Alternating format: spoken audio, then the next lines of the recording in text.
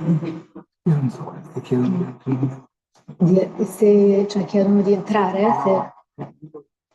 Ok. Allora, good evening, everybody. I will, first of all, I will thank Professor Giglioni. He is, Fabio Giglioni is the principal investigator of our project. And I will thank Fabio for helping organizing this seminar, this meeting.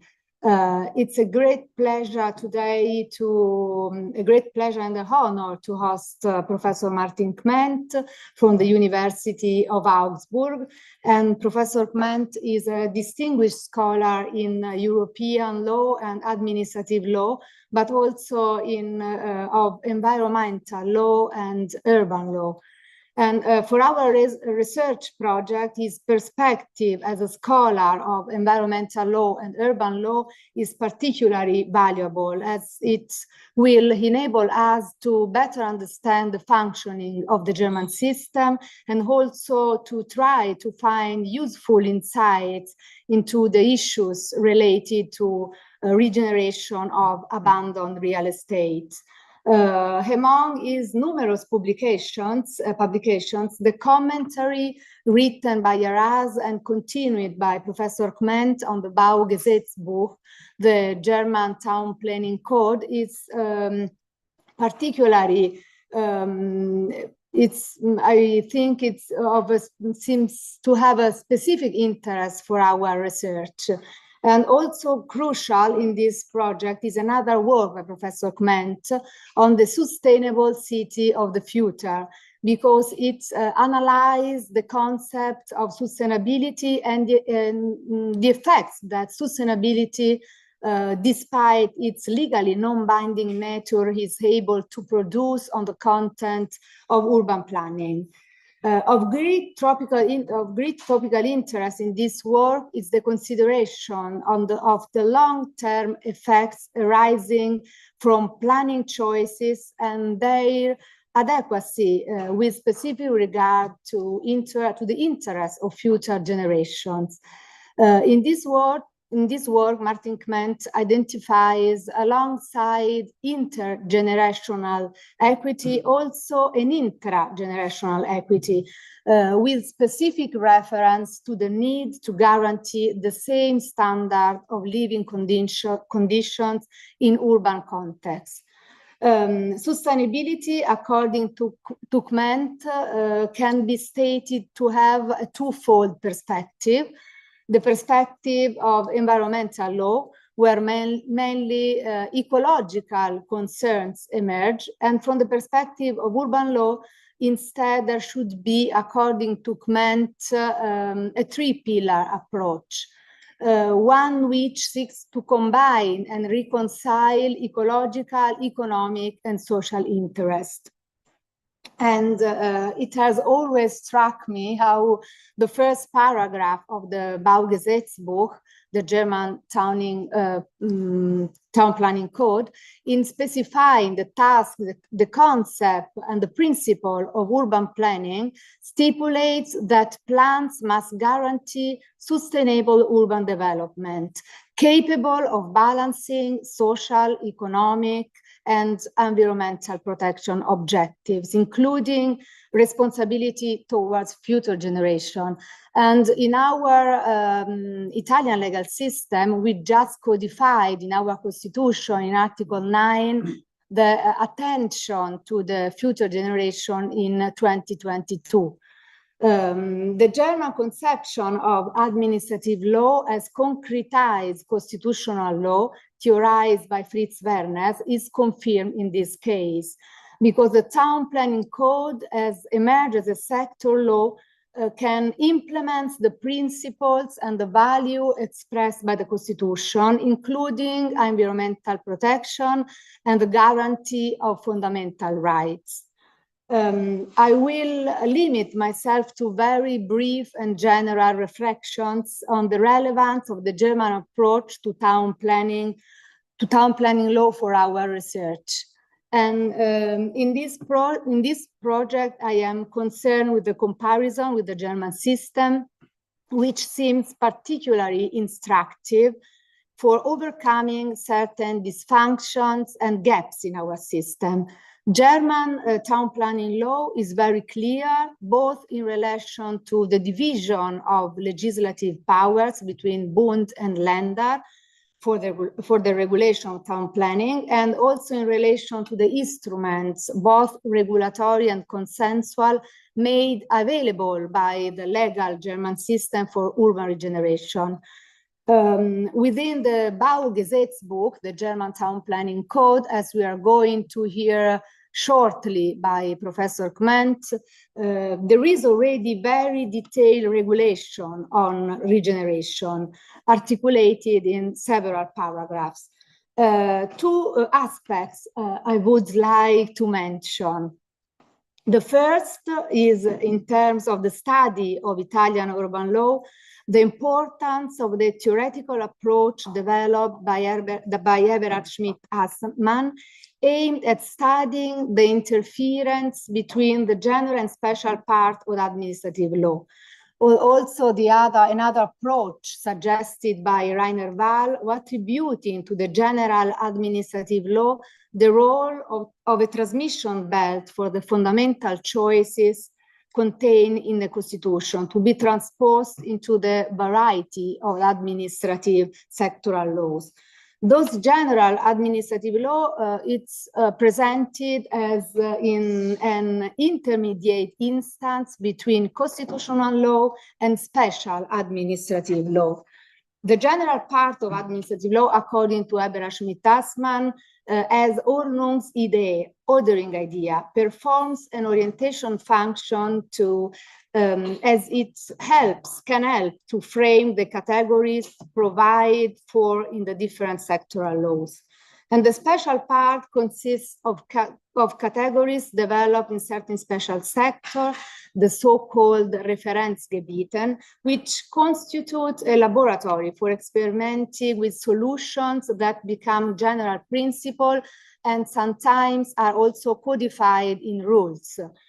And this is a theoretical a relationship of reciprocal influence exists between the two, the general part and the sectoral part of administrative law, since there is not only a deductive dynamic from the general to the particular, but often also an inductive dynamic, which from the concrete experiences encountered in the field of town planning law determines developments that are also reflected in the general part of administrative law. And this perspective of analysis highlights the vitality of urban law and its ability to constitute a paradigmatic sector of the interaction between social transformations and legal development, and its ability to react to social, economic and environmental dynamics can be seen in our legal system with specific regard to urban regeneration. And the second reflection concerns, on the other hand, the transformative effect that the European regulation on the environment has had on the German legal system, and those also on the German town planning code. Many of the changes, I would say mass of the changes to the town planning code that was enacted in 1960 were dictated by the need to adapt it to the European indication on environmental protection. And this due to the material and subjective conception of German administrative law. The incompatibility with European law mainly concern two essential profiles that I will merely mention here, and the resistance to recognizing procedural errors as autonomous, and the individual conception of judicial protection. Among the various changes in 2017, an additional paragraph 10a was inserted in the Baugesetzbuch, the German town planning code, to implement a European directive on relating to the reforming the environmental impact assessment procedure. And this with the intention of emphasizing the importance of the guarantee of participation for the quality of planning instruments. And among the other amendments to the German planning code, one very important was following a ruling of the Court of Justice in 2015, which held that the material preclusion provided by paragraph 73 of the General Administrative Procedure Act was incompatible with the effectiveness of judicial protection in environmental matters. This provision limits the ground that may invoke by a claimant only to objection made during the administrative procedure. And this ruling of the Court of Justice has had a very strong impact of the German law, and it has had the effect of amending in 2017, paragraph 2 of the Act of Supplementary Provision on Environmental Claims by removing this material preclusion, and also has the effect to remove paragraph 47, paragraph 2 of the German Administrative Procedure Act, which contain the aforementioned material preclusion. And at least also has been removed the reference in paragraph 3 of the German planning codes, always containing the aforementioned material preclusion. And this is really a crucial issue at the moment. The increasing attention paid to the subjective aspects of environmental protection has made possible to highlight, and I mean with specific regard to the very important ruling of the German Constitutional Court about that can make it possible to highlight the intertemporal nature of the fundamental rights configured with regard to the protection of life and privacy according to Article 2 of the European Convention of Fundamental Rights. And this profile have been assessed in an increasing number of jurisdictional rulings issued by some European countries concerning the so-called climate justice, which in some cases have led to the recognition of the justiciability of the aforementioned fundamental rights in the face of the responsibility of the states for anthropogenic polluting emission. But now I don't want to take any more time away from the lectures, and I now give the floor to Professor Kment, who will hold this lecture.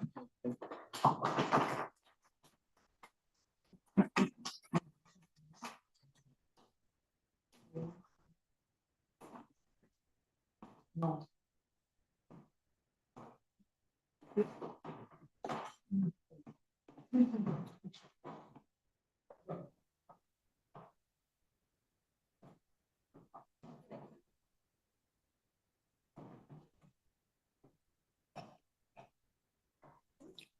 Good to meet you. Yeah. Yeah, buongiorno. First of all, many thanks to Marieka Romano for this very pleasant introduction. Yes, first of all, there are probably several issues concerning my say challenges with this presentation, because first of all, I cannot speak Italian.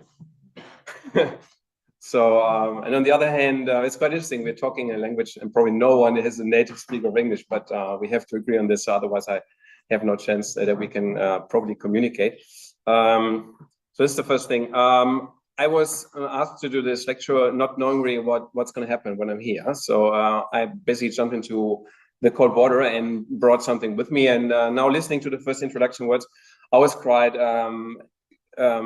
I would say it is a huge topic. It is an extremely huge topic, starting with European law, constitutional law, environment, planning, sustainability, court judgments, who transfer what we had for a long time, the idea of say that a breach of right needs to happen now. And now we have something like an intertemporary perspective in this, which is a really close connection to sustainability again. And then you have mentioned the NGOs who have a very important role in Germany. I would say it's probably one of the big reasons we're not getting forward with infrastructure project in Germany, because they have claims and claims and claims to come up. A very easy solution for the whole problem would be just to make law cases very expensive, so it would stop this thing immediately. But in Germany, it's very cheap, so this is a big problem, which is good for lawyers because we have many judges, many cases, and a lot of money. So there we go. So I brought something with me, and I'm happy to join into and jump into any level. So while I'm talking and you think, oh, that's interesting, give me more of this, just raise your hand, and I'm happy to adjust immediately, because I have actually no written script, because I had no idea what's going to happen. So I thought, let's stay flexible and just see how we go. So, okay, get this sorted. I thought, first of all, to understand the whole thing, it's important to know who's actually doing all this. So who are the people involved? And you have to realize that we have a very strong, say, barrier between our federal state and individual states, which altogether form the federal state. So you have to realize that we call it Bund, or that the federal state of Germany. So, and this federal state holds most powers to introduce law, although it is an exemption in the constitution. So the constitution says all the power stays with the individual states unless the federal state has it. But looking into the real life, it has almost all the power taken over. Because that's quite interesting. The federal state can change the constitution. It's quite an interesting concept, to say, it's just an exemption, but we can change it towards our favor. But anyway, so they hold the majority of competences to give ruling, but they do not have the majority of competence to execute the power. So that's quite an important distinction between, so to draw the law is one thing, but to execute it, it's another thing. So if you're losing elections in many more federal states, in all this Länder and individual states, they will do their best to prove that federal law is not working. So this is like an intrinsic problem of a federal state with political parties.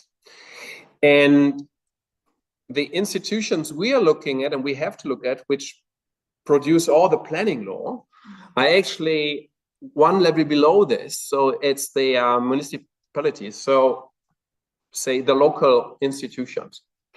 And these local actors are part of the individual state. So they're counted as the individual states, although they have some quite significant individual rights. We call it rights, although this is wrong. It's not a right, it is a competence. Because the difference between a right and a competence is, if you have a right, you cannot use it, but a competence you need to use.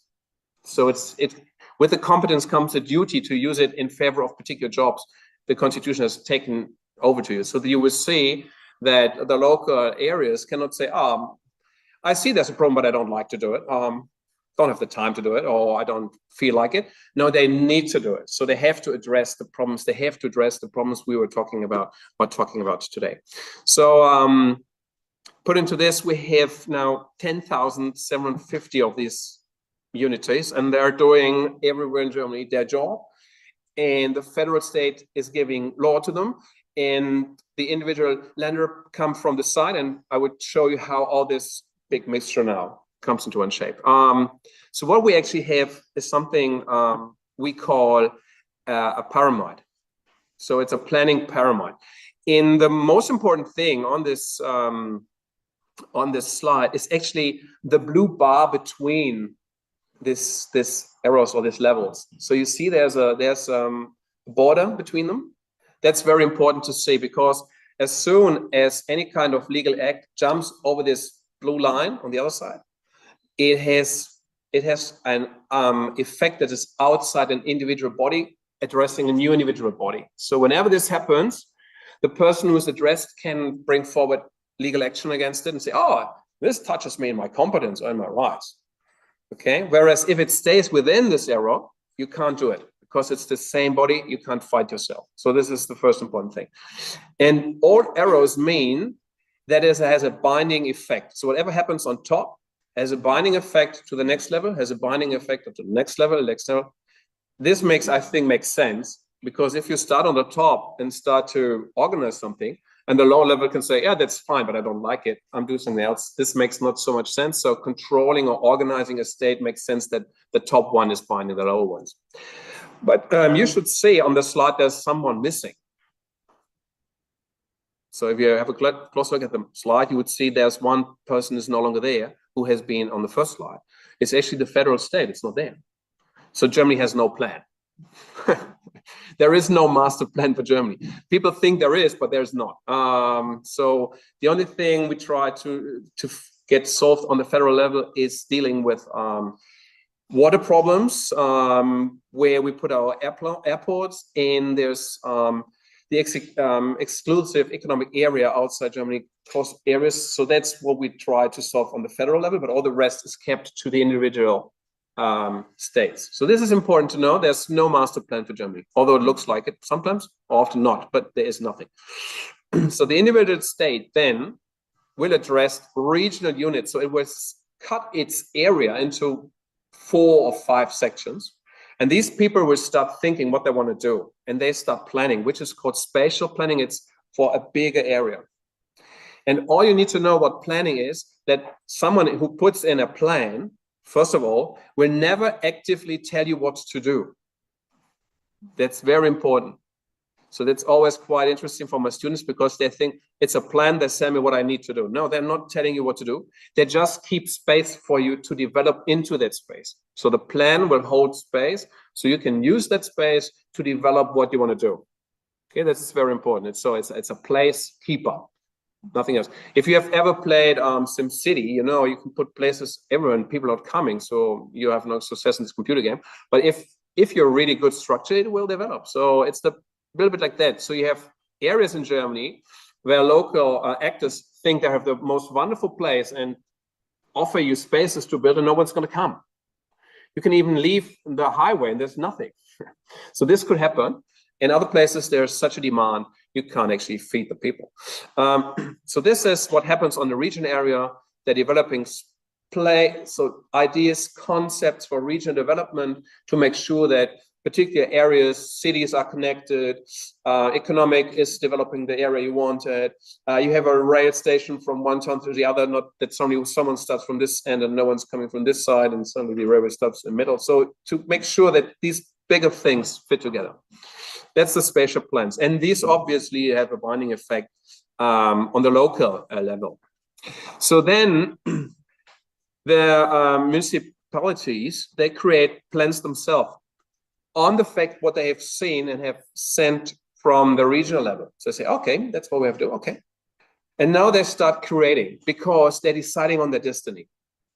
It is actually one of the most important competences these local units have, because this is their destiny, because whatever they allow, it's going to be built, and it's going to be stayed there for more than 100 years.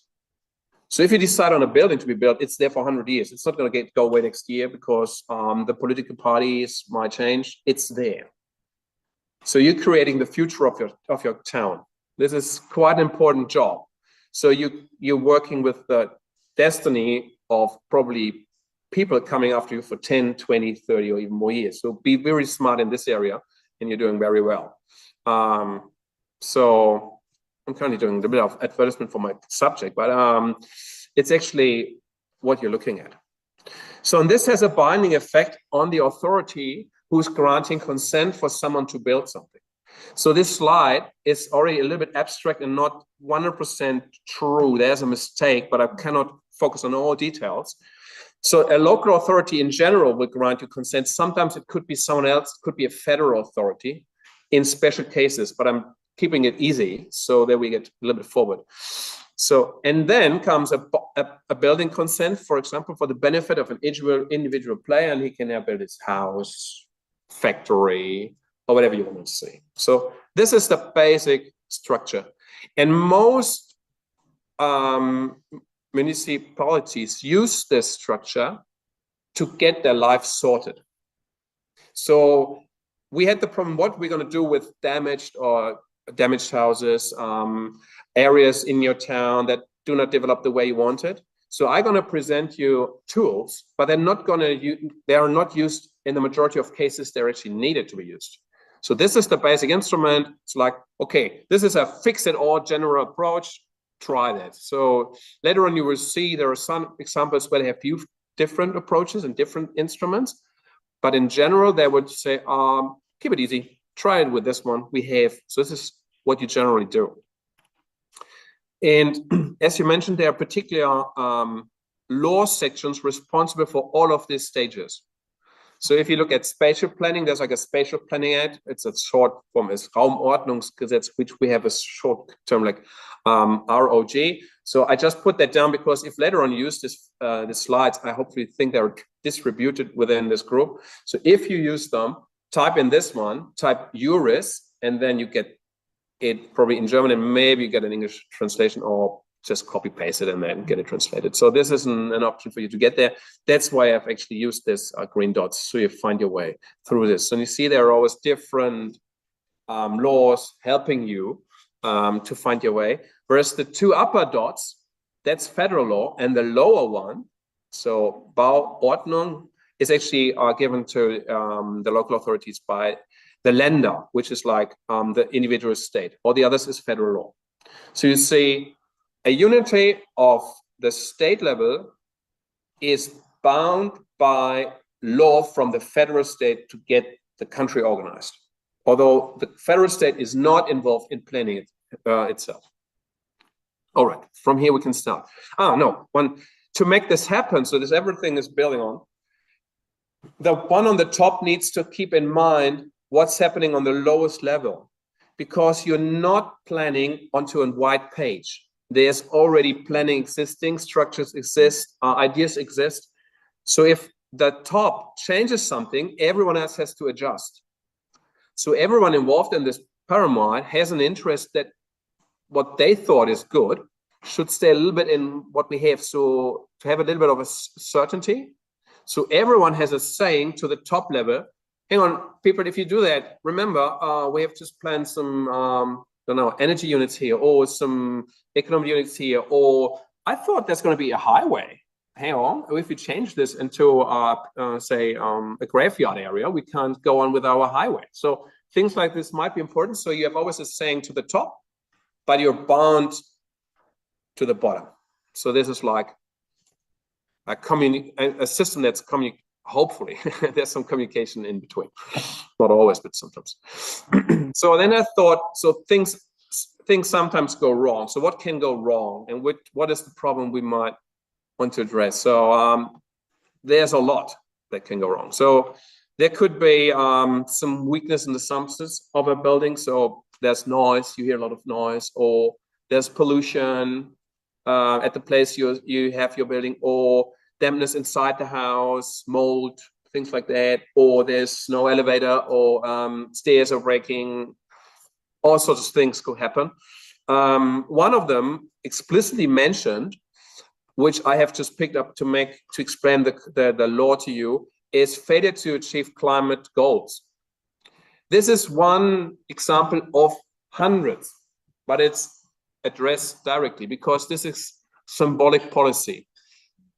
So the federal say government says we need to do something. So let's change all the law and write it everywhere, which doesn't mean it has more importance than any of the other goals. It's just to give you an idea. So if you read it and have no idea about it, you're just reading it and say, oh, look at the Germans. Wow. They look always at the climate change. Yeah, it is one of them, but it's one of 20. But it's actually mentioned because it happened as a result of a really big political say push towards climate goals. Another thing could be that the traffic is not working, disruption. So I had a little bit of an idea when I went through Rome, actually. I thought there might be a little bit of a problem sometimes with traffic. Some cars almost hit me over, so I'm lucky I'm still here. So, so this could be, for example, a situation where we say, okay, there's say danger in the traffic, streets too small, too much pollution, whatever it is. Let's go ahead and change something. So that could be an option. Then it could happen that you have an insufficient supply for a region. So the region is not getting much food, goods, stuff is missing, even not medical service. There could be an insufficiency. Or you have structural deficits, no train, no bus, no electricity, no water supply, waste problems, stuff like that.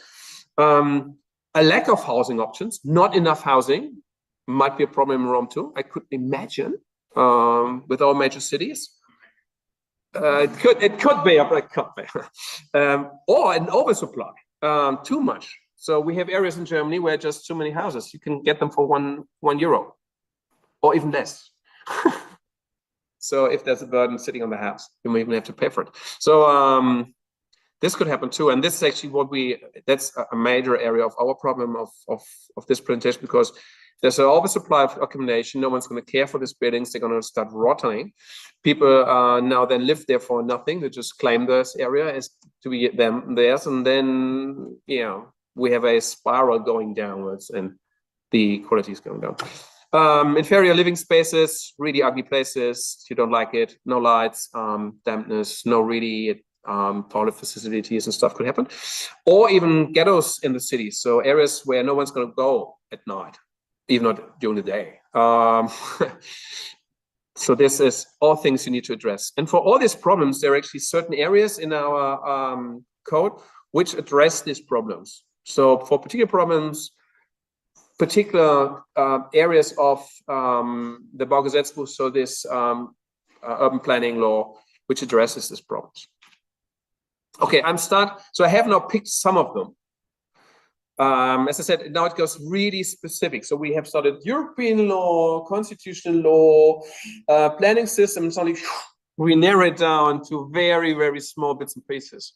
So if you have any questions so far, which makes it a bit maybe hard for you to jump onto this very special train, feel free to ask me. So is there anything you want to know now? No? Okay, but later. It's really hard to be the first to ask a question. That's true. Okay, so I have brought some instruments and try to demonstrate maybe some differences. And you will see there are big parts which are quite common to them, because they're always addressing the same general idea. So first of all, you have the urban redevelopment, which is you see a really huge section within the code. So it has many paragraphs. And whenever you see a letter behind a number, you know this is new. So it's quite important to keep this in mind. Whenever you see a letter behind a number, you say, all right, that's new. Why is it new? Why is it come? What have they changed? So this is like approach towards this constitution. So you have a problem with substance or function. So the substance could be bad, or it's a good substance, but it's not working for the purpose you have. So two approaches or two problems where you can find deficits. This is like an example.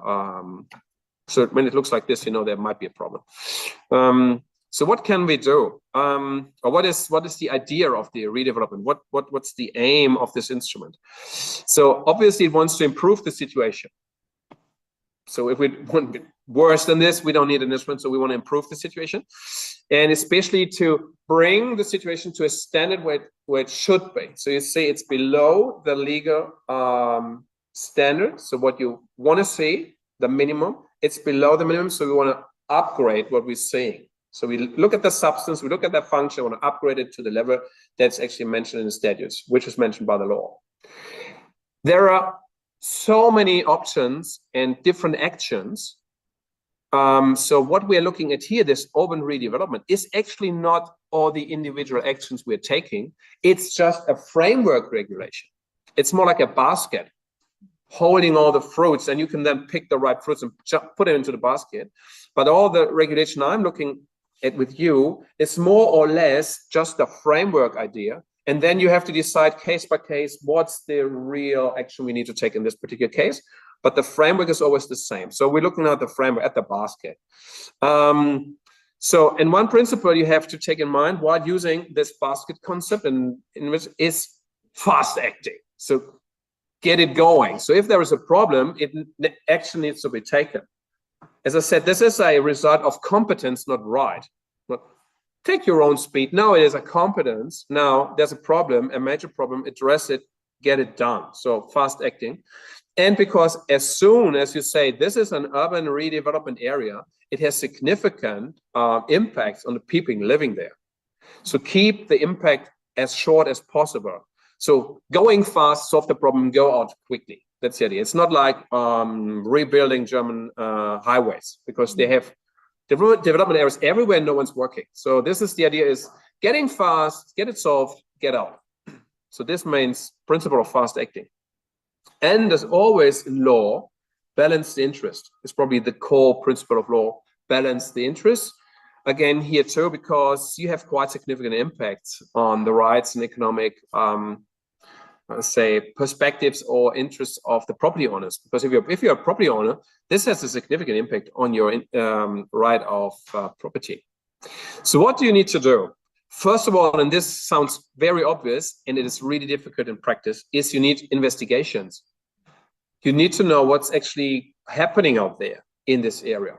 You would say, yeah, get someone around, look at it. Oh, it looks bad. Let's get started.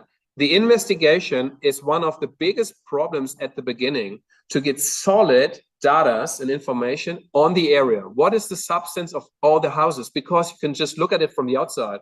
You have no right to step into the house and say, hello, I'm just here to have a look at your bathroom. Is it damp? Or, you know, they can't do this. So you have a lot of individual freedoms, which will force you to stay outside and not collect the data you need. So all the data you're collecting are actually, or often, given to you just because they want to give it to you.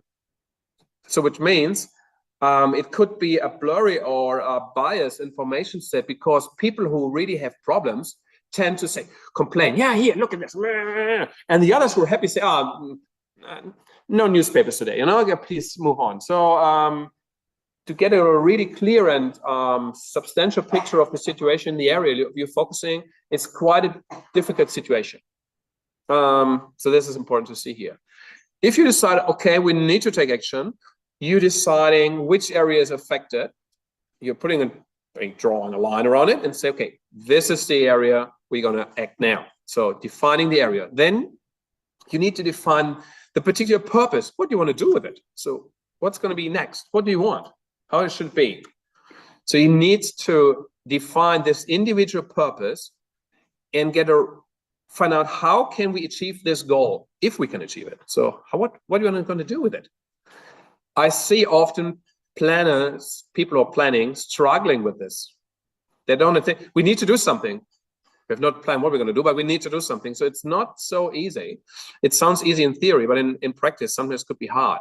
Because if you're deciding, I'm jumping now on this list, if you're going to decide this is our goal, you need to be sure you're going to solve that problem with these instruments. So you need to ensure you actually reach the goal. You can't start with a maybe.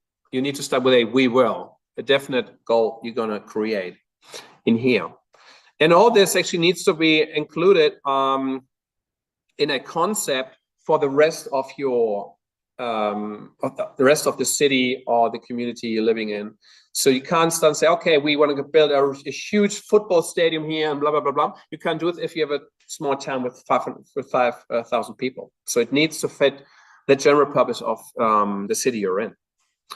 Okay, and then also a law says you need a social plan if the changes of the living situation might cause people to leave their houses, or you tear down the houses. Let's say, oh, good, the house is gone, but where are we actually going to live now?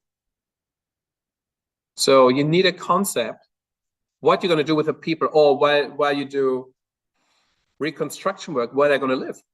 You can't say, okay, we come back in 2 months. So that's not going to happen. So you need a social plan for this area too, so that everyone and all the rights involved are actually seen and dealt with in a proper way and in a balanced way. All right. So side effects. As soon as you've decided this is the area, a lot of things you can usually do, you cannot do anymore. So you cannot renovate your house. You cannot build a new house. You cannot tear down the old house. You cannot change the house. You can't do anything anymore. I call it a freeze button. Freeze. So nothing's going to happen in this area anymore. This is to protect the state to have a proper development for the house, because otherwise, while you're developing a plan, everything is changing all the time. It's a bit like, okay, we have a problem here. All children, please stay now, so I can sort out if we're all complete. Yeah. Okay, now we can move on. So you need to freeze the situation, otherwise you get confused. This means only in very special situations you get exemption for this. Otherwise, it means freeze, which could, for example, imagine you've just bought a flat in this area. You just wanted to start renovating this because you know there's a bit dodgy, and now you can't do it. And the local said, okay, we freeze it for 2 years. So you're paying to the bank, but you can't use it. So it's just horrible, you know? So be very awake if you're buying a flat. Look what the local government is doing, because otherwise you will quite be affected. So what can they do now? So I have taken some things and bits and pieces they can do. So most of this, what they can do is actually defined by law, because it is an impact of individuals. I'm just picking some of them. The local government can buy the units. They just buy it and then solve the problem. They buy it and then move on with what's coming next. Or they can, if you're not willing to sell, they can even actually expropriate it. So take it from you. But there's a really high boundary in our constitution. So taking away property from someone, this is the last and absolute last thing you can do. This actually saves Germany or all kind of legal systems to be an attractive area for investing. If you're too loose with the property rights, no one's going to come and invest money, because they could be afraid the state is taking away from it. So where would you invest money? In Germany, Italy, or China? It's obvious. I think it's obvious where you want to go. So it's the same here. So they will take really care for your property. The next is they have a preemption right. So if you want to sell the property to someone else, state can buy it first.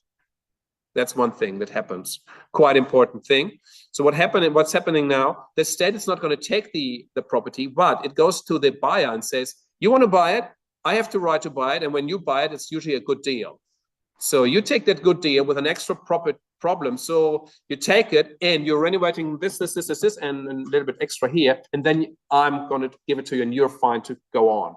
So they use this right to impose extra duties on the buyer and then make the deal.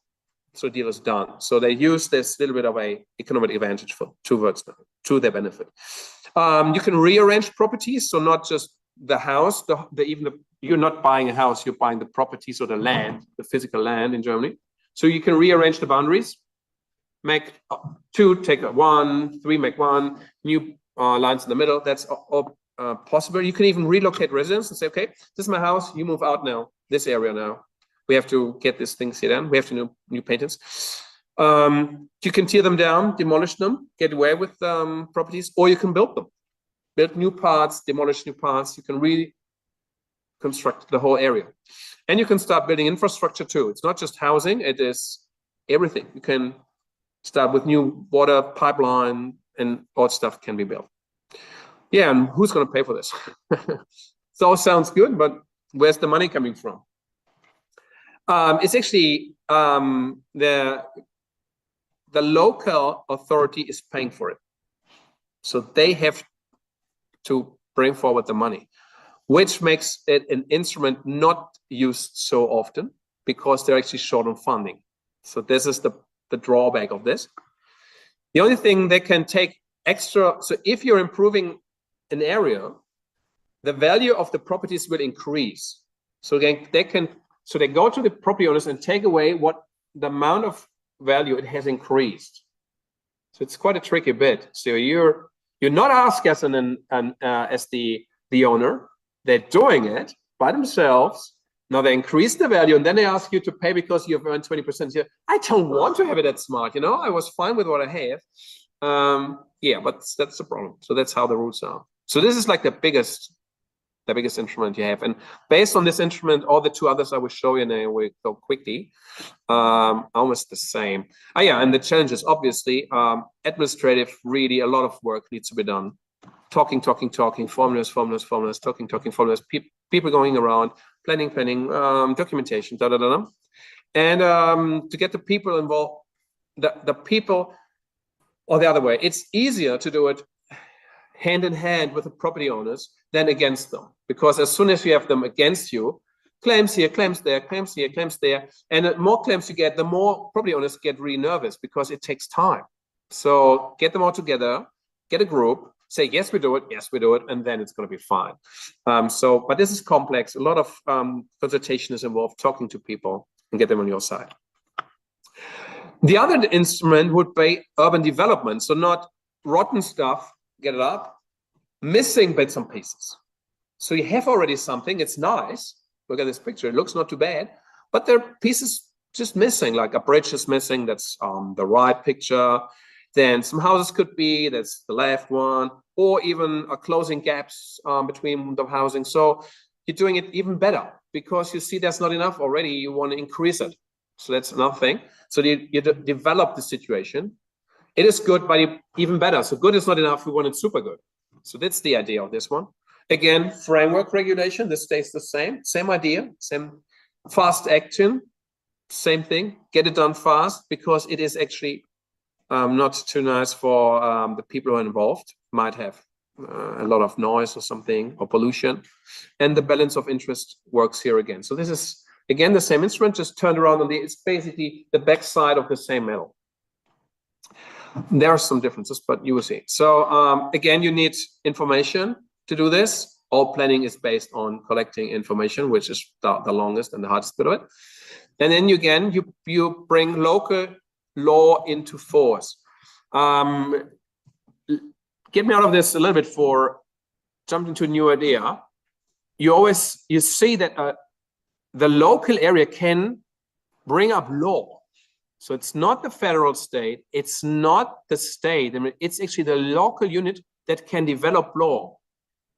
Based on law, they develop new law. So it's binding for everyone. So it's interesting to see. So they can even bring up law and their plans are law. It's not just like an administrative act, it's real, it is law. It's on the lowest level, but still it's binding everyone. And they produce it, and even this one is called Entwicklungssatzung, with like development statute, is law. And again, as it is law, it needs to be clear to everyone. So you need to define the area. It needs to be clear, what is the purpose? What are we having here? What does it mean to everyone? So because from the constitution, all law needs to be cleared for the people who are addressed. So again, here, you need to say, what is our purpose? What are we doing here? And what kind of concepts are you using to achieve this goal? What is your pathway towards that goal? Because if you don't tell me the pathway, I cannot understand what is the impact on me, and I cannot balance the interest against the benefits. So the deficits or the impact against the benefits. To balance this against each other, you need to know what's going to happen. So that's why it needs to be very clear. And that's what you have here. And again, it needs to fit the overall concept. So side effects stay the same. And actually, even the implementation seems to be all the same. You need to pass a particular plan, have a concept, you can buy them, you can build them. But here's something new. So that's why I have say, marked this a little bit. If a person is seeing that the development brings something totally new to the property, but in this situation, you don't have old property that is done again. So you had, for example, a house, it will be a nice house. You had maybe a little bit of factory, it will be a nice factory. There was number one. Now you have maybe just plain land. And now you get a house. Say, oh, I don't want a house, I want something else. So if the change to your property is too much, you have a right that your officials have to buy the property from you, so take it off you. Because now you're creating into the future. No one has a duty to go the same pathway into the future. I just have the property. I want to stay this open area. So if the state forces you and wants to do something else, it needs to buy it if you offer it for sale. So it needs to buy it. That's something which is different because there's a different kind of interest involved. So what else might be interesting? All the rest stays the same. Take care if you impose people to give the property you, relocation of residence is the same, construction stuff, this were the same. But now is something new. As soon as everything is finished and all this instrument have been used, and the state has taken property from individuals, it needs to set it back to individuals. It cannot keep it. The state cannot keep the property. Different to the first instrument. Here, it is a prospering country. It is an area where it's working, where it's fine. You just need extra. So then the federal law says, this is a good area. Keep it to the people that they can have the benefits of the development.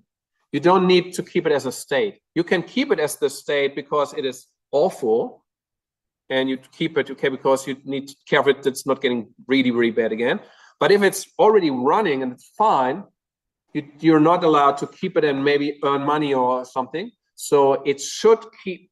It will push back the local government to keep their own, to stay in their purpose.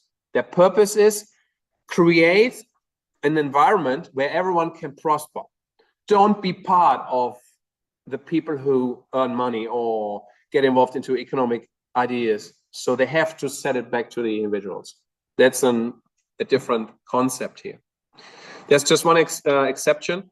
If the property is serving a public function, like it's a park or playground, fire or something, you can't sell a fire station to someone. No one's going to buy it. The costs paid by the municipalities, or you get a lot of money if you're just selling it. When you're selling it, get money back, so cash back situation. Challenges are actually the same. So looking at the time now, quick. Last thing, individual city rearrangements, different instrument, not so much force. You see individual houses that do not fit. So you can demolish or build little parts of houses. You're not defining a huge area, just say, oh, this house not good. So we get in and try to fix it. So you can change the purpose of the building, do something new with it. And you're always looking for an individual solution. So it's like it's a 1-to-1 or 2 or 3 people involved, but not a huge area. So it's much more flexible and faster. It's like a minimum intervention instrument here. And that's why it's actually based on cooperation and contracts. So you don't have now, and that's why I've pointed out in the instrument before, no local statute, no law, no binding effect. Now you just have an order, like a declaration. We are doing something here, but it has no binding effect. And then you start getting conservation. So everyone knows there's something going on, but they're not bound to do something in particular. And now you start a conversation with the property owner and say, hey, I've seen this house, not really looking too good. Hang on, how about doing this and that? We're investing a little bit of money. Maybe you join in later on. Our idea is this. Could you imagine selling it to us? We're building a fire station. We have problems here and there. Yeah. So this is more the situation. If you want to have side effects or binding effects, which is now this number 4, then you need to have again a statute again. So then it swaps from informal contract cooperation into the other slot again. So you can do it, but then you're on a different kind of track. You're in the other instrument area. This is more a minimum influential instrument. Yeah, there it is. So if you have any questions, or I can hopefully give you some answers. And thanks for joining.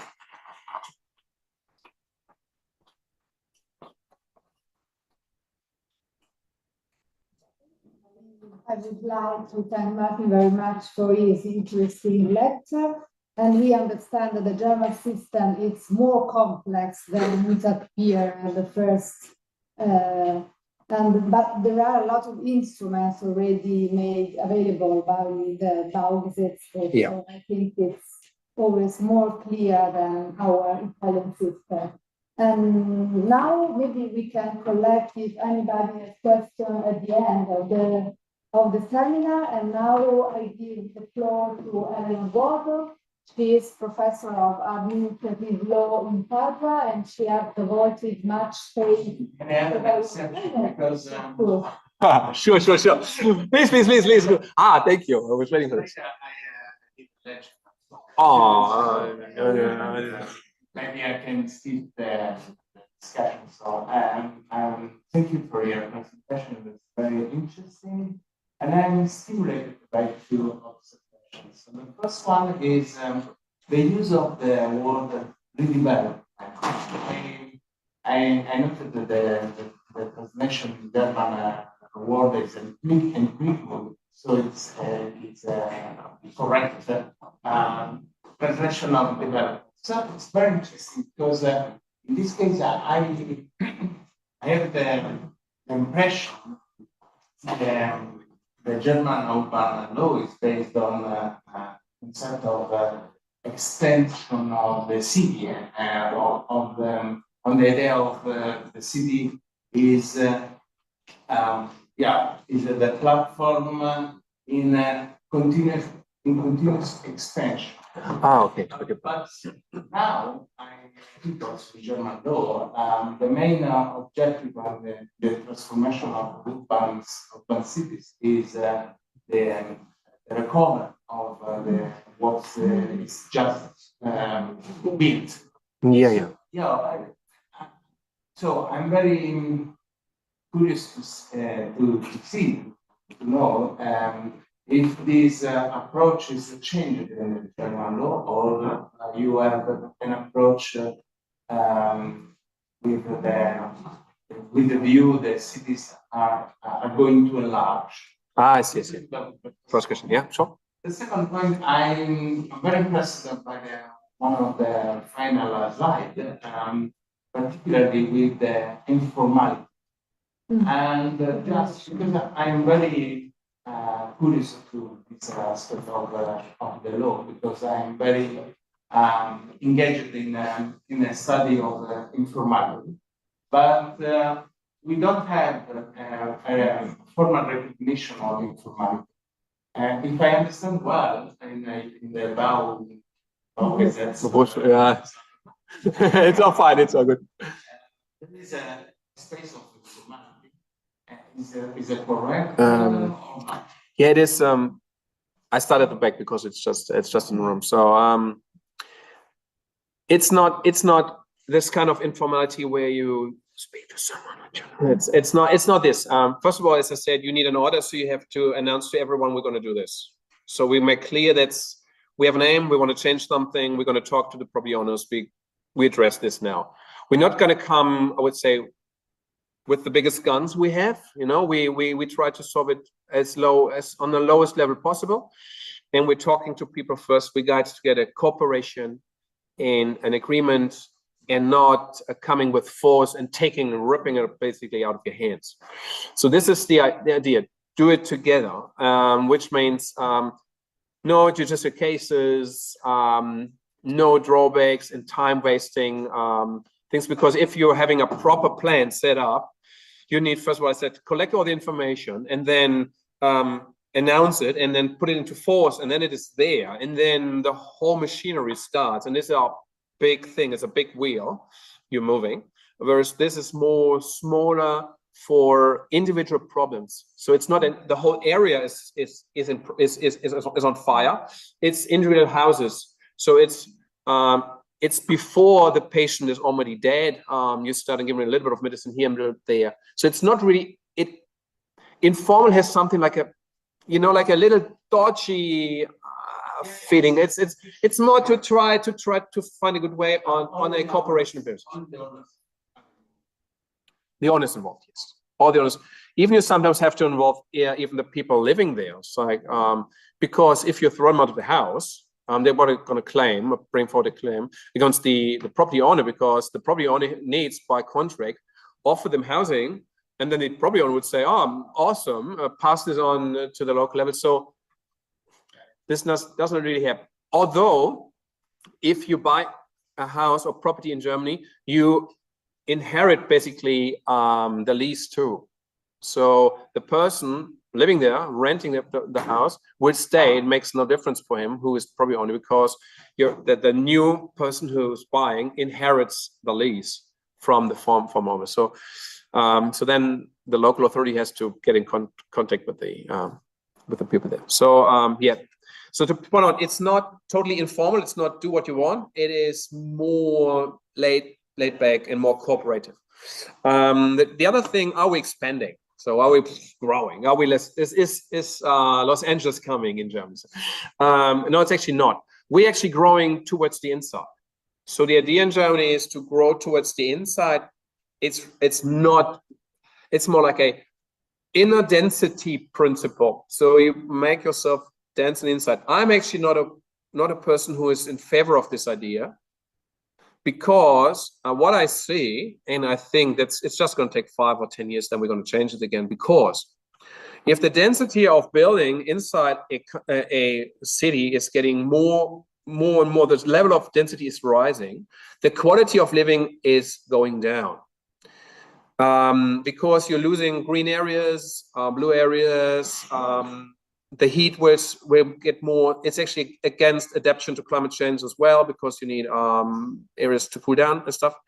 And the other thing is, if living in the city isn't nice, people tend to move out whenever they can. So that the amount of kilometers used just for leisure time is more than any other part of the usage of cars. So cars are used roughly 50% for leisure time.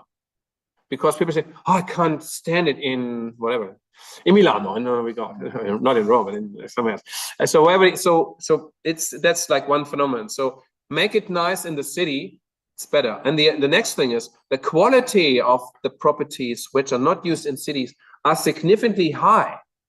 So rare species are often found inside cities and not on the outside field where it's just corn.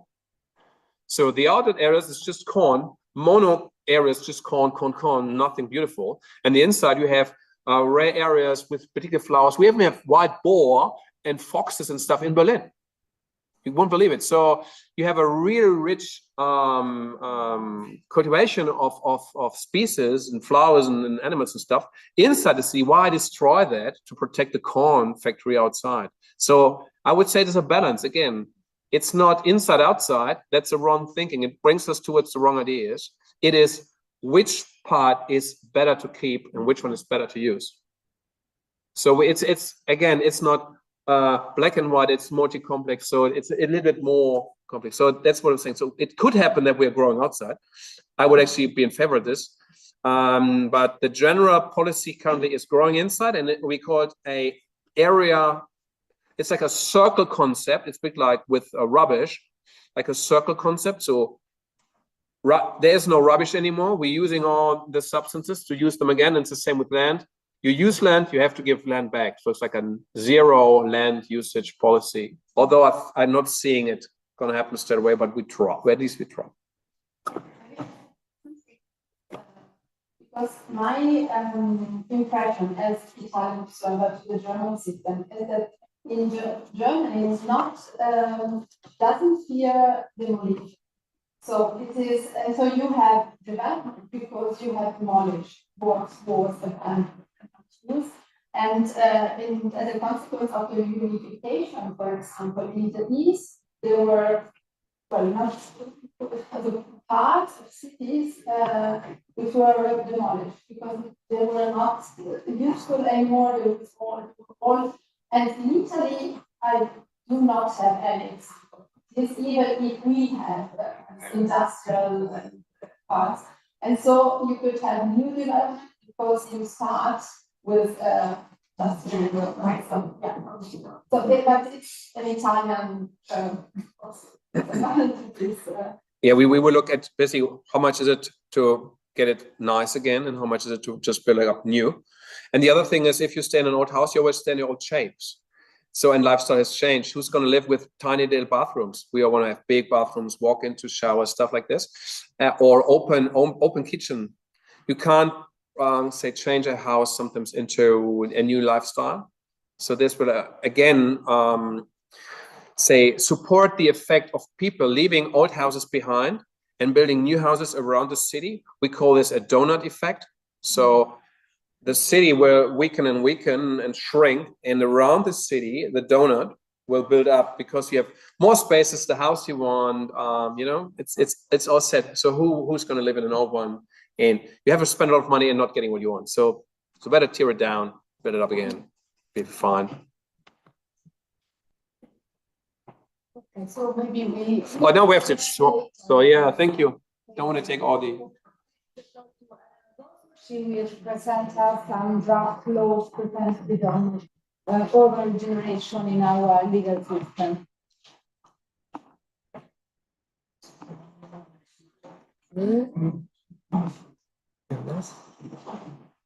Sì, allora io... Sì, adesso è coordinata, quindi dovrebbe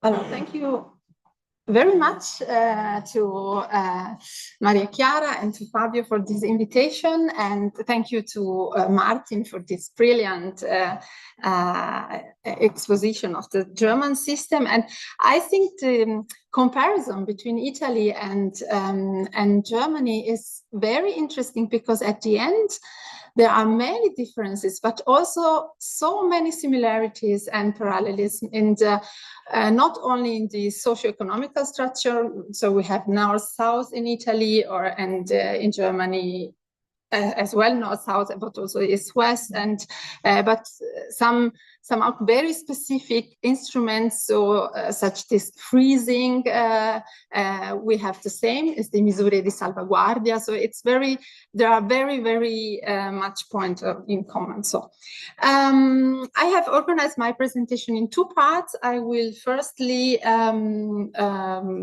have briefly summarize of the Italian situation, and then in the second part I will try to complement Martin's presentation with some examples, so of German regeneration or sanification and so.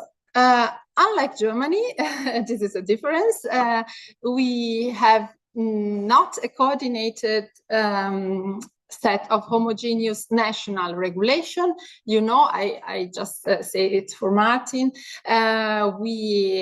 This phenomenon is caused by the division of legislative powers in Italy, but so in Italy it is also a concurrent matter, but not in the German sense of this concept. So the Italian sense of the meaning is the field is both regional and central state regulation, and we have just the central state regulation must limit itself to general principles. So we have, but we notice that the central state is very reluctant to regulate the urban planning, and so the planning law, and or to provide general principles in these matters, and or also our central state could regulate the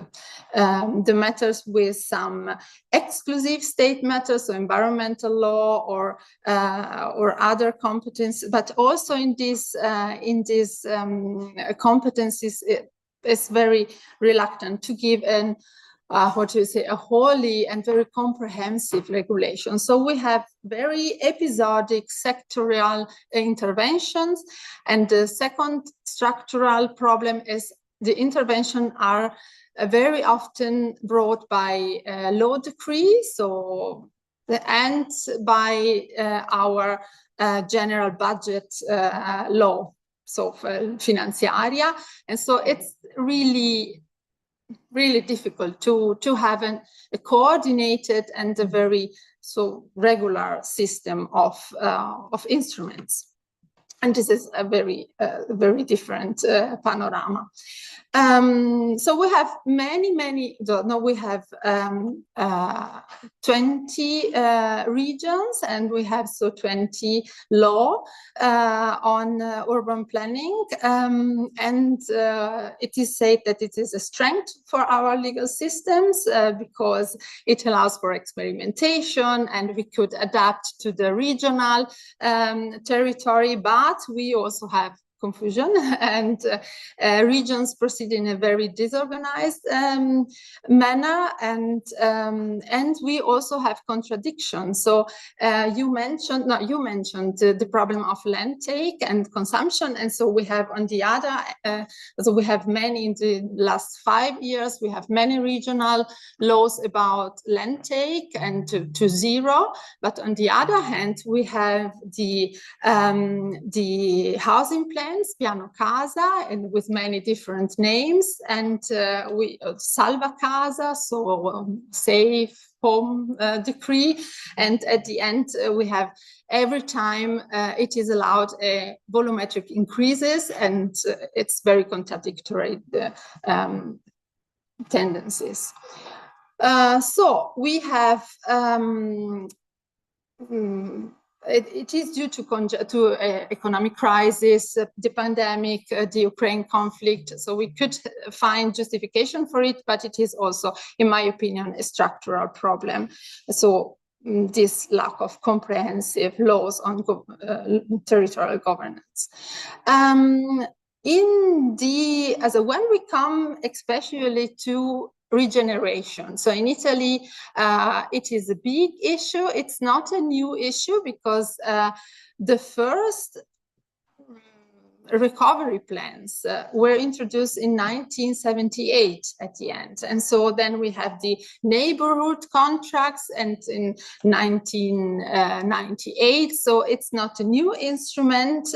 We have this needs, and even if from 1978 many decades has passed by, we do not have at the moment a uniform definition of regeneration. So what urban regeneration is. So we have many definitions in many regional acts. We have also some central definition in some finanziaria, so in many budget acts, but not a one generation. And what is clear, it is every time. So urban regeneration is listed among the objectives of building intervention, simplification, and tax incentives. But sometimes it's not clear if it is identified with just the building rehabilitation, with building recovery or reuse, or more comprehensive interventions. The result, we have on the other side investor-led initiatives, and they are the most common and most frequent for investment purposes. And on the other side, we could have bottom-up initiatives, which are very good and genuinely regenerative for the area in terms of land use, and but this bottom-up initiative depends on citizens' initiatives or of a strong presence of the so-called third sector, il terzo settore in Italy, so voluntary organization, NGO in the territories. What I would like to mention is that since the 2020 budget law, there is a fund for peripheries, the peripheries project from 2021 to 2034, with a big amount of money, and then we will find something also in our plan for PNRR, the next plan. Do I have 10 minutes or yeah? And so I will skip something about the low consumption and this regulation, and then just skip to our national recovery and resilience plan, because I think in this sector, in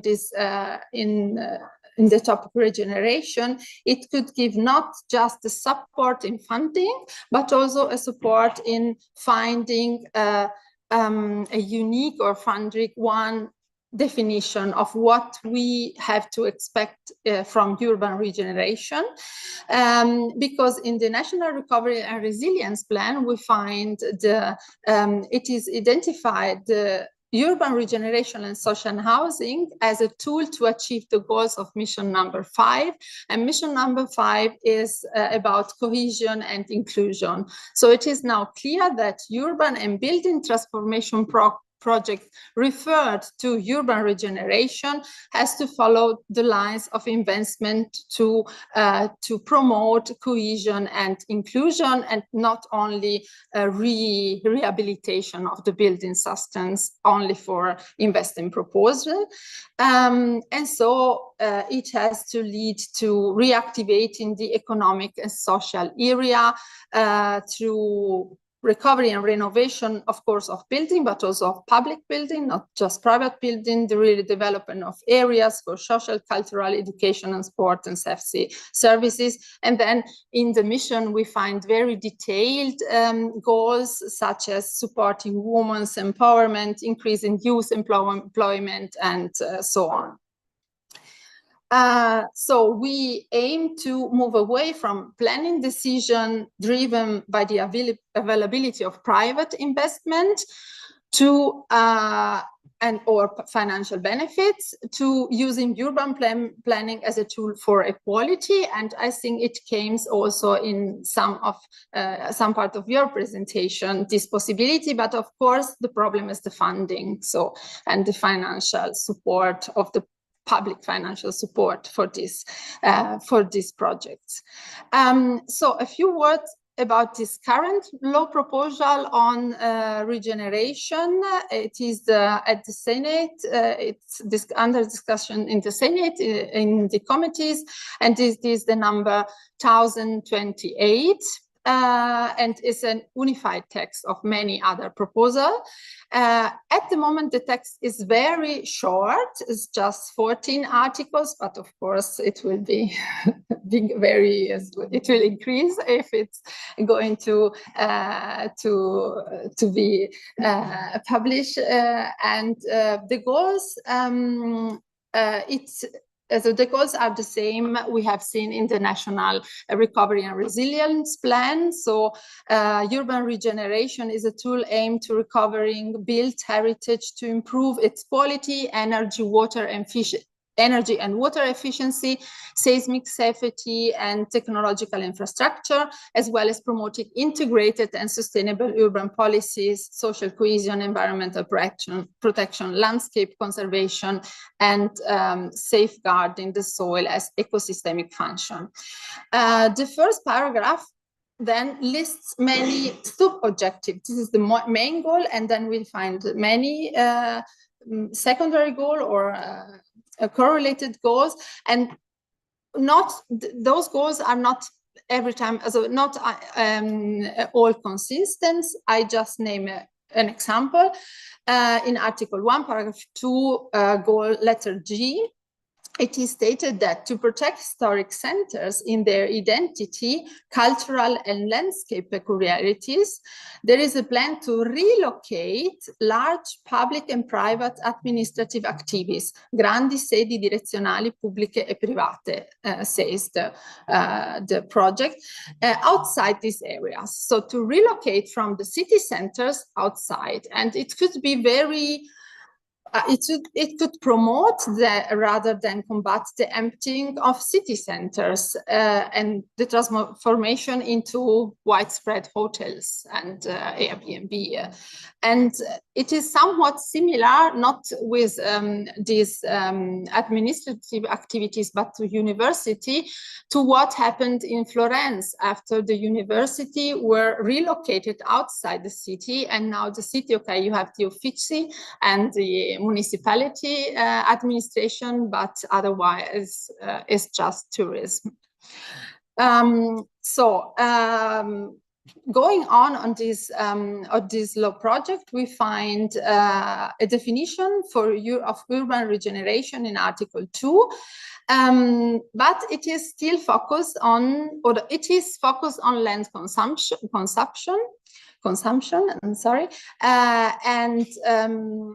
and then we find also in the rest of the project a contradiction, because it could provide a volumetric incentives in the measure of 35% of the existence. So it's quite land consumption, but I could build until as I said, 35 more. So it's quite a contradiction. Key players are for the state level, the Ministry of Infrastructure and Transport, and then the regions and the municipalities. The interesting tools, and so we came to this lack from the beginning, to this lack of comprehensive consideration. We have a comprehensive tool, and this is the National Urban Regeneration Program, which then distinguishes between projects correlated to the National Plan for Resilience and ordinary ones. And then we have correlated to these national programs, the municipal planning, which can be in line, or should be in line with municipal normal urban planning. This is also a difference between Italy and Germany, I think, because in Germany, if I correctly understood, you do not have complete planning of all the land of the municipality. So you just develop then the planning if you do need it. And in Italy, we should have all the area of the municipalities planned. So not only the Innen- oder Außenbereich, so not inside or outside, but all the territory has to be planned in Italy. So it's with different consequences. Sorry? We can talk about it. It's in between. It's not clear, nothing. But this is, I think it's a very interesting, because at the end, in Italy, the experience in Italy is that the planned areas are destined to be built at the end in a way or the other. So the planning is self-promoting, so for building is my summarizing, what emerges is a complex system of tools that could override once again the municipal planning. Is not solely focused on building and structural aspect, but at the end, we must see which direction it is open to a good direction, but also to the old direction, just build and increase financial value of the build it or rebuild it. For the funding, so I will skip it. I will just leave it for for my presentation, the script. And then just 3 examples from Germany, from here. I will show you where you could find these examples. Finestra dell'applicazione qua. Because so there is a very well done and clear website of the Ministry for building and urban planning and urban development, and you could see where those projects Martin spoke about were realized and what kind of projects they are. So if you just so you could find, and then using automatic translation, even if you do not read German, you have the project, the context, so the initial problems, and then what was so how big is the area and the investment. So in this case, in Bingen, we are on the Rhine, and it was a harbor, so harbor, and it was not used anymore. So there was a so not only investment for housing, but also for the water resources and to these hydrogeological problems. See, this is just an example. And what it is also interesting in this system of investment and intervention in the German system, they have three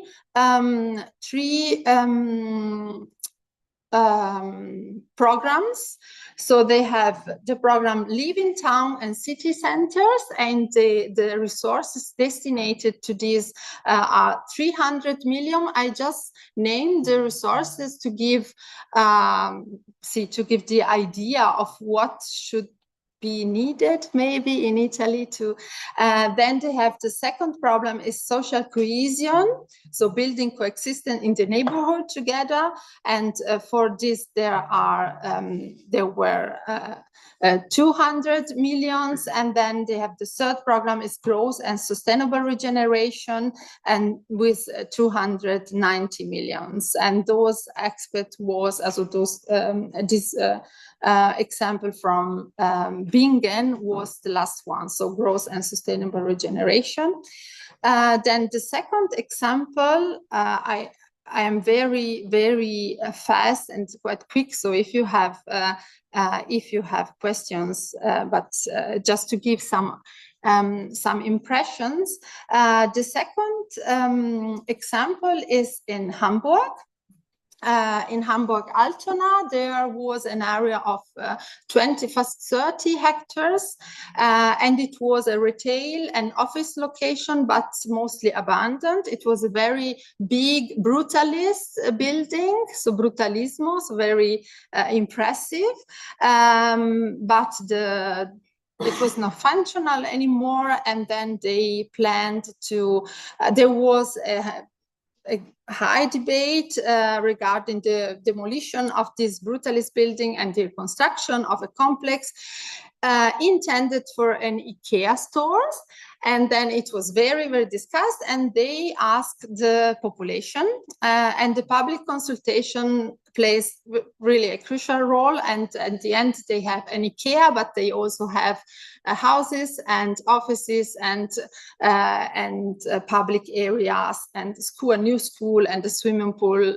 But of course, you need to have the funding for this, but see, we could skip maybe the, if you go to this site, you could then find also the information to the, not here, to these other projects and some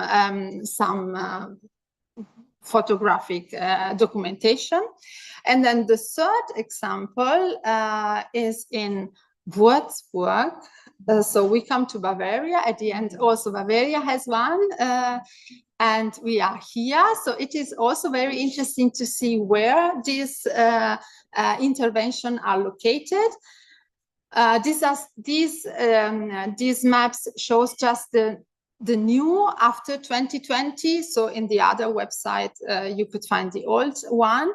And in Würzburg, there was a very huge area of 140 hectares, because in Würzburg they had American military base. They had 9,000 soldiers plus families, and 20 years ago America stepped out from Germany or from Würzburg, so it was close. It was a big amount of volumes and of space, and they pursued with integrated plan and integrated intervention. They have new housing, new mobility, but also climate protection and adaptation, and public spaces, green infrastructures. They had citizen participation to decide what, where, and how. And also, it is very interested in this example to see these preliminary studies, because we also have this in many regional laws, but some different detailed and different mandatory also. Then they have development plans and city rearrangement. So we find in these big projects all the tools Martin spoke about. And at the end, they they had 21 Bebauungsplan. So I think you know, so how do you say zoning plan or zoning plan? So the 21 piani particolareggiati would be in our systems. And yes, at state it seems to be a big success. And another interesting tools in Germany, it's very anecdotal. This transformation of big areas uses the so-called state garden show. So it's Landesgartenschau. It's so they created green spaces, and it is for 1 year they have this garden show, and at the end they uses the spaces, the infrastructure, and the services created by this show. Italy does not have this format, but we could relate to Expo and Olympic Games for this concept, for example. So I was very quick and maybe unclear, but I think, or what I wanted to stress is, because I think there is some constants. The first one is the space for participation, and it is not just a formal participation or an oppositive participation by the owners, but it is really public participation to contribute to the decision making, but also to prevent conflicts, in my impression. And then the space for the planning tools is provided under regular procedures, because they have all those provision are regular provisions. So then very differentiated, but not so as in Italy, with sectoral and emergency or special provisions. And then the third big different and big constant is this financing. And it is a financing, so I haven't showed it to you, but those projects are 10-year projects. So it is not just at the beginning, but a very long-term financing. And I think it is also a problem in Italy. Thank you for your attention. I hope I have contributed to the discussion, and I'm done.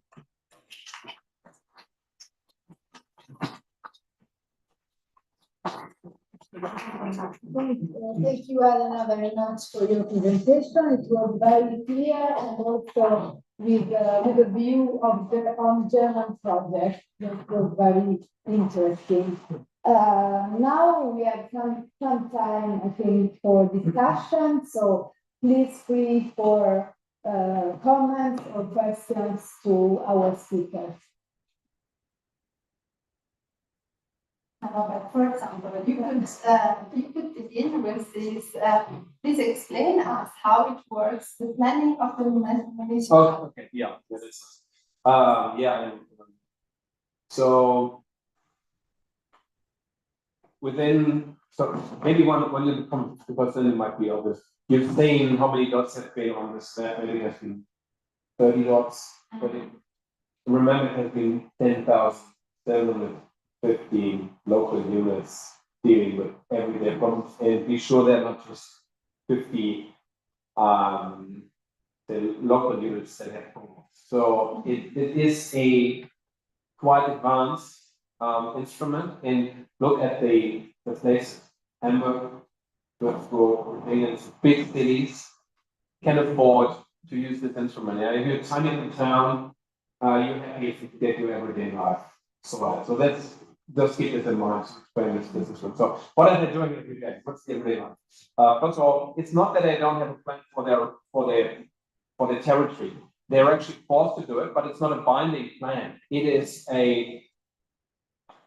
I say it is a little binding plan in particular areas. So bits and pieces of it are binding even towards individuals. If a say Bingham, which one of these towns says, in our outer area, we define a particular place for wind power stations.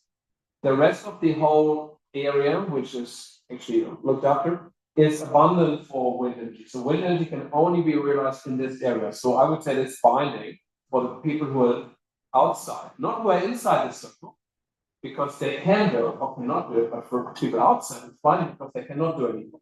If they say, oh, how is it you have wind here and a wind farm? No, it's not possible. So this is like a binding effect. So it's like a structure for the town or the city or the municipalities themselves. It's binding themselves somehow.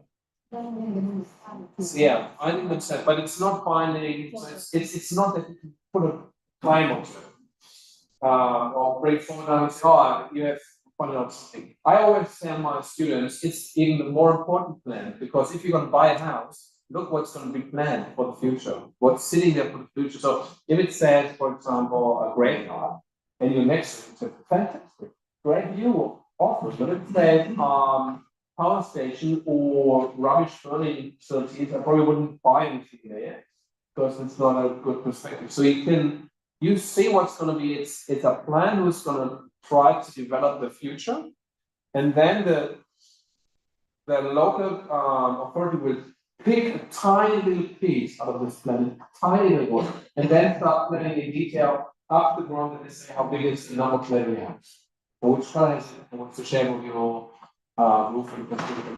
But there's a structure as well. So there are actually 2-layer plans. As I said, it has been too abstract a little bit. So now we're getting deeper.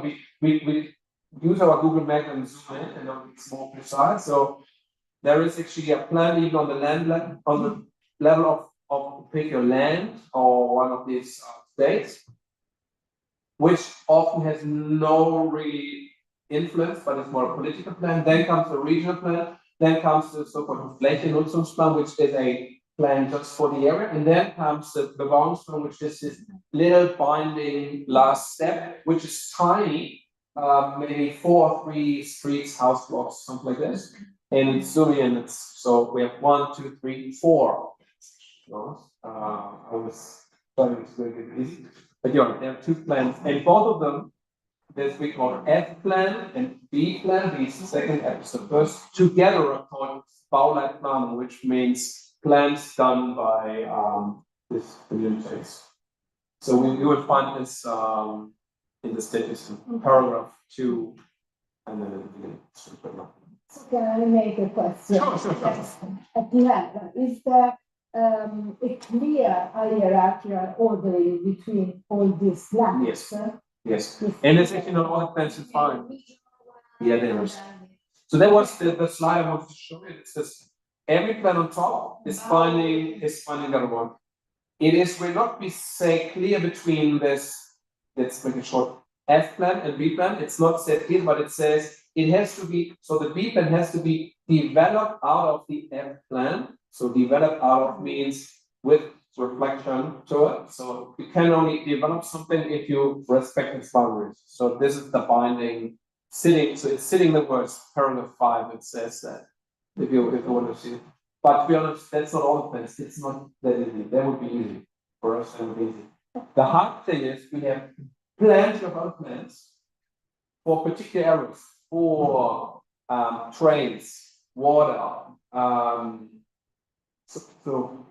Electricity, for rubbish, we call them like specific plans, sector plans, and they intervene, and then comes who is first, and then priority systems. And so if you look at paragraph 7 of the Codice, you see there's a priority system, but not 100%. You have to give a rest to the communities that they can still develop. Imagine you would develop as a specific plan a highway, and you would run straight through the whole territory.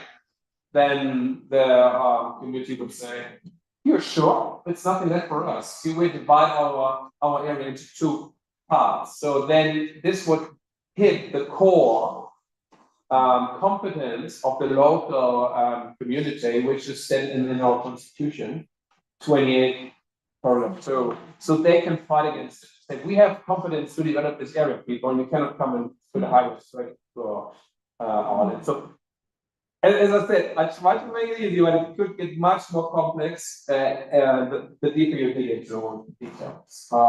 But for our purpose, getting the structure, trying to figure out how to solve demolition areas and stuff, that's not so important. You will probably get around it. Last question, the position of the factory, so you call that Yeah. to the Baulight planner. Is there Is it something similar? Okay. The Baulight planning, which you said, is 2 levels of plans, F and B. The B, the lower one, as it has direct effect on individuals like you and me. This needs to be a Satzung, which is a norm. It's like law. It is Satzung. It's just law made by local authorities. Again, it is law on the lowest level. It's just a different. You could even say it's law, but it's lower law, or that's what it's just basically a name. So the interesting thing is that this lowest plan is a Satzung binding effect, and the one above it not. Quite weird. It's not, and it's a very strange situation. 25 years ago, the highest court actually said it is not law, it is just a description of reality. And I said that's wrong. Why is it wrong? If it's just a description of reality, you couldn't create anything with it, you know? Why would we pass it? Why would we bring it into force? You will always only bring something into force if you want to create or control or stimulate something. Yes, you're going to create, it has an effect. So it's not a description of reality, it is a description of the future, what you're getting at. So to people, I would say we could discuss this point, but I'm pretty sure you cannot really discuss it. It's not a description of reality, it is actually an idea for the future with finding effect to the local authority itself, which then on basis of this will create a binding plan for small defined areas. That's what I think is correct concept. I think we could understand because it is the same in our plan. So we have the prescription and provisions, and we have the prescription that are binding and the provision are non-binding or binding to the local authorities and also on council. So in the full extent, so it's very similar. And also what is similar, if I could add a comparison, is these numerous sectoral plans. We also have piani di bacino, piani di stralcio, per gli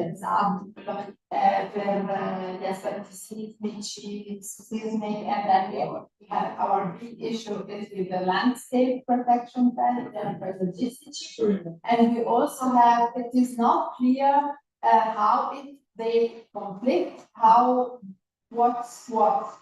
So is just the one effective and the other one not, or it is just a law conflict, and so the one is effective but void, and so you have to go to the court to make this ineffective. So it is very, I think. So what's interesting is to bring it more into the theoretical framework. Not all law you find is law that's applied. Some of them is law that explains which law has first the first say, has priority. It's a bit like this IPR, so international private law, which is not really a law, which is just maybe rules to find a law that's applicable. So it's a law above the law. It's not a constitution, it's not about value, it's more like a pathway. So like a map to find your way through all this, look at this, which one do I need to pay? Now, it says, this, so you pick the right one. And it's the same situation, you find interwoven into this law, which is on the federal level, so it's above everything that's coming up. You find rules which plan to pick in a particular situation. So that's what I was pointing at paragraph 7, which gives you an idea. Even to say the first come first served principle is valid is a rule which is brought into position to give you an idea what's going to happen. No, you can even say no, the later one is the one. So sometimes if you have law on the same level, you would pick the youngest, not the older one, the younger one. So now we have here the other way around, the older one, the one who came first. So it is actually a different concept. So yeah, you have to pick out the right rules to find which plan is currently applicable. Which plan is special? Yeah, which special? I don't actually need to be special, to be honest. The Bauer plan, which we have on the level, it is a non-special plan. It has to keep in mind all interests. We call this Gesamtplanung, like overall planning, whereas sexual plans are always specified and focusing on one idea. Put them like if they deal with, for example, traffic. These people only think in terms of traffic. You know, they like traffic. That's all they see is traffic. Their only aim is traffic, how they reach streets. So when they balance interests, they always have against traffic. So that traffic is driving them. Whereas this general plans, they have everything. Where's traffic? Where's housing? Where's fun? Where's the nation? Where's the waterways? So they have everything in their mind, and they keep spaces, and then comes the traffic people, and push into a corridor which is supported by the general planning, and then they look for a corridor and try to find the street within this corridor and to realize. So that's how they try to get along with each other. Yeah, in our sense, the general comprehensive plan is which one or regarding to the others. Okay. Are there any comments or questions?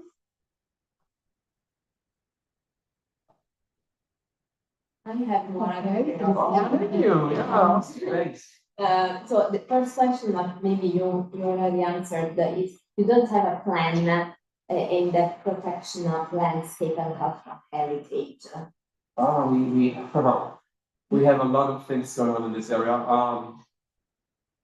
To be honest, we have. Okay, put it that way. First of all, what we cannot change, no one can change it. We have European. The European law enforces to protect particular areas, like we call it FFH areas, Nature 2000 areas.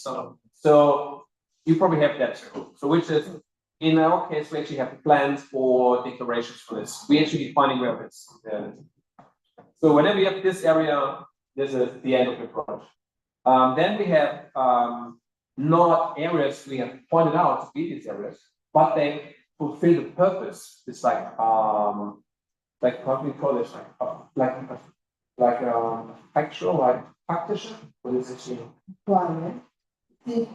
So they fulfill the purpose, although they're not declined to be it, but they still have the same protection just because they fulfill the purpose. So again, even more. So then we have certainly plans to protecting nature, like nature protection areas, stuff. So we have this too with particular consequences, but we decide as a national legislator to protect the area, which means we haven't talked about if it comes to nature, we're having probably two forces putting against each other.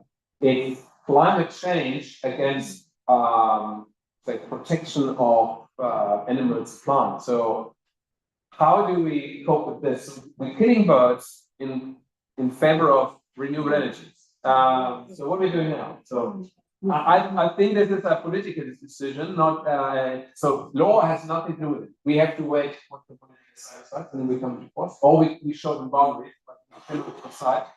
And what has actually happened? All protection areas are currently open for wind energy. So before that, you couldn't even step on this. could even step on it now. By one. Which is a political issue. So we had the hardest impacts on nature we have by Green Party government. We have the worst CO2 emissions for 20 years to the Green Party political leadership. So this is a little bit strange, but it is what we currently have: green against green. What is so? This is a political decision. You see, there you have space to create, but you have no space with a Natura 2000 area or something. Then it's also we have this too. It will be included. We have even things below this: green plans, house plans, so 4 levels plans, different. It's actually a level of protection for the nature, and you categorize an area and say this is highest protection, 3rd level protection, 2nd level protection, and with each declaration comes a result or a particular effect which you have to take in mind if you start planning or developing in the area. Do you also distinguish between agricultural activities, maybe for renewable energies on agricultural areas? So you have this. Yeah, we have this. It's a significant problem actually. It's the first time that people are supporting the green idea fighting against each other. Although I think many problems do not hit the real problem or the real point. I give you an example. If you protect a particular bird, we have like a Rotmilan. You have this term. Whenever this bird appears, that's the end of the project usually. So it's so maybe, and then there's some question: is it 1,000 meters, 2,000 meters, 3,000 meters areas, and you start picking the poo, is it actually from the bird or the mouse or whatever? You know, it's very difficult to find it. And as soon as you have created the area, this bird searches for a new home. So it's very difficult to follow. But there's a very interesting, if you want to read it, a very interesting study from Switzerland, because they don't care about it. But the number of population is increasing, and we care about it, and it's declining. So which makes a bit a weird result in my field. So why is it? Because the reason that the number of these birds is actually declining is not, so the effect of wind energy is minimum. It's really small. The biggest impact, by far the biggest, is the living conditions for this bird hunting grounds. And as we are super effective with agriculture in Germany, there are no hunting grounds. Whereas Switzerland has a lot of hunting grounds, so the number is increasing, although they have a lot of wind energy implemented. So I would say you have to focus on the real problem. So sometimes I think that science have to talk to politicians, and we see that this communication seems to be heavily disrupted within the last 3 years. So the politicians want to do something, and instead of talking to more people, because we have to get more interest in more, because we have to act quite fast. We say 20 years ago, we thought we had a lot of time, start, reflect, amend, can't do them all. We have to do everything at once. So instead of talking to more people, we're talking to less people. And this makes really bad decisions, and this causes even more problems. And that's what we actually have. So yeah, we have the same problem. We haven't solved that not yet, but if we solve it, we'll let you know. Thank you. So if there is no more question, we can stop now, and I would like to thank everybody for participating. It was a very seminar full of insights that we will use for our research. So I thank Martin for his brilliant lecture, and Elena also. And thank you everybody for participating. Thank you, it was a pleasure. Thank you.